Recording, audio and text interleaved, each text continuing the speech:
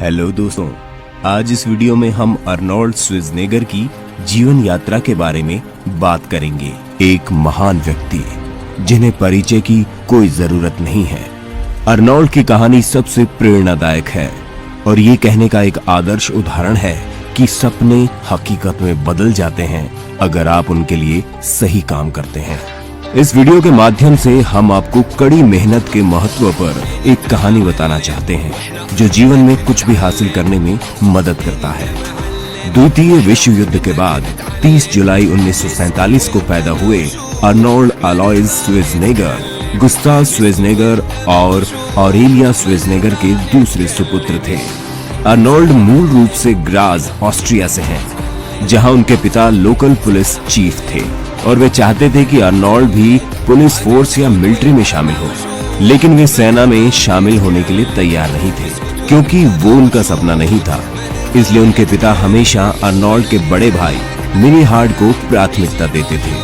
Arnold के लिए बचपन एक दुस्वप्न से कम नहीं था क्योंकि उनके पिता उन्हें शारीरिक प्रताड़ना देते थे, जैसे उनके बालों को खींचना और बेल्ट से पिटाई करना। इन परिस्थितियों ने अर्नोल्ड को जल्द से जल्द ऑस्ट्रिया से बाहर जाने के लिए मजबूर किया और उनका ये उद्देश्य था कि वे अमीर होकर अपने जीवन में कुछ प्राप्त करें। अर्नोल्ड विद्यालय में एकेडमिकली एवरेज थे, लेकिन खेल में बहुत अच्छे थे और वो अपनी सॉकर टीम का हिस्सा थे। 1960 में जब युवा अर्नोल्ड ने अपने सॉकर कोच के मार्गदर्शन में एक सॉकर अभ्यास के हिस्से के रूप में पहली बार एक स्थानीय जिम में बारबेल उठाया था, तब अर्नोल्ड को जिम से प्यार हो गया और वे इतना प्रभावित हुए कि उन्होंने सॉकर छोड़ दिया और 14 साल की उम्र में बॉडी बिल्डिंग को करियर के रूप में अपनाने का फैसला किया। वे बॉडी बिल्डिंग के लिए इतना समर्पित हो गए कि वीकेंड पर जब जिम बंद रहता था तो वो जिम जाने लगे ताकि वे ठीक से ट्रेनिंग कर सकें। अर्नोल्ड ने एक बार कहा था कि अगर मैं वर्कआउट छोड़ता तो बीमार बन जाता और अगली सुबह खुद को दर्पण में नहीं देख पाता। उन्होंने एक बार एक विशाल और महान बॉडी बिल्डर रेग पाक का फोटो एक मैगजीन कवर पर देखा था। कवर फोटो को देखकर अर्नोल्ड इतने मोहित हो गए कि उन्होंने रेग पाक की पूरी कहानी पढ़ी कि कैसे वो एक बॉडी बिल्डर बना और फिर एक अभिनेता में बदल गया।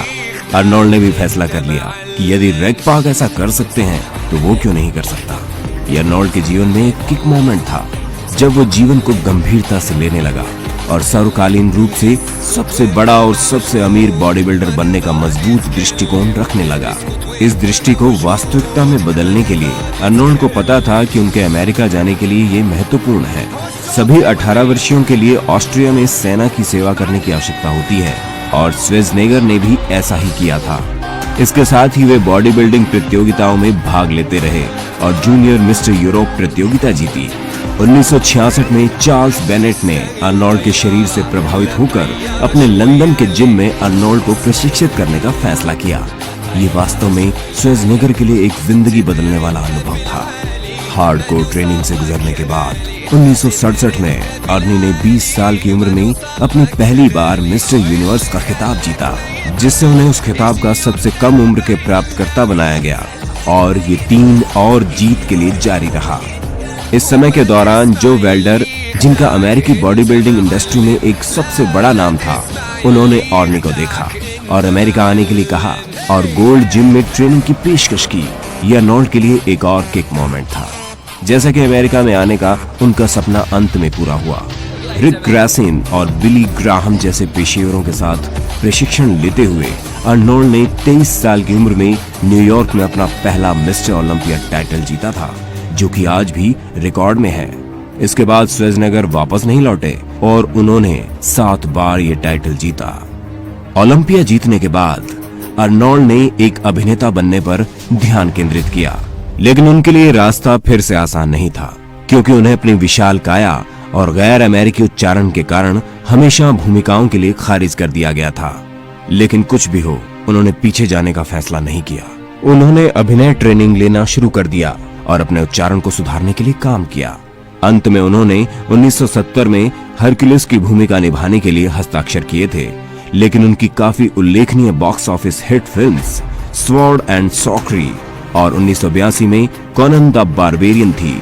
द टर्मिनेटर की बड़ी सफलता के बाद अर्नोल्ड उस समय हॉलीवुड के सबसे बड़े एक्शन हीरो बन गए।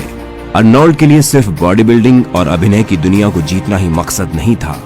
फिर उन्होंने अपने राजनीतिक जीवन पर ध्यान केंद्रित किया। उन्होंने 1990 से 1993 तक फिजिकल फिटनेस एंड स्पोर्ट्स पर प्रेसिडेंट्स काउंसिल के अध्यक्ष के रूप में भूमिका निभाई। अक्टूबर 7, 2003 को अर्नोल्ड को कैलिफोर्निया के गवर्नर के रूप में 14 लाख से भी अधिक वोटों से चुना गया, जो उनके लिए एक बड़ी उपलब्धि थी। ऐसा कहा जाता है कि अर्नोल्ड ने अपने गवर्नर के वेतन को स्वीकार करने से इनकार कर दिया और कैलिफोर्निया की सेवा के साथ कोई वेतन नहीं लिया। फिर से 2006 में अर्नोल्ड ने कैलिफोर्निया के गवर्नर के रूप में कुल वोटों के 56% से पुनः चुनाव में जीत हासिल की। रास्ते में कई अस्वीकृति और बाधाओं के बावजूद श्वार्ज़नेगर अपने जीवन में महान ऊंचाइयों को प्राप्त करने में कामयाब रहे।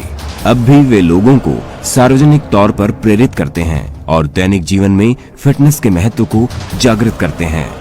उन्होंने एक बार कहा था, आप जीतने के लिए पैदा हुए, लेकिन एक विजेता होने के लिए आपको जीतने की योजना बनाने के साथ साथ जीतने की तैयारी करते रहना चाहिए और जीतने की उम्मीद रखनी चाहिए। अर्नोल्ड सबसे बड़े और अच्छे बॉडी बिल्डर हैं और हमेशा रहेंगे। वो कड़ी मेहनत के प्रतीक हैं।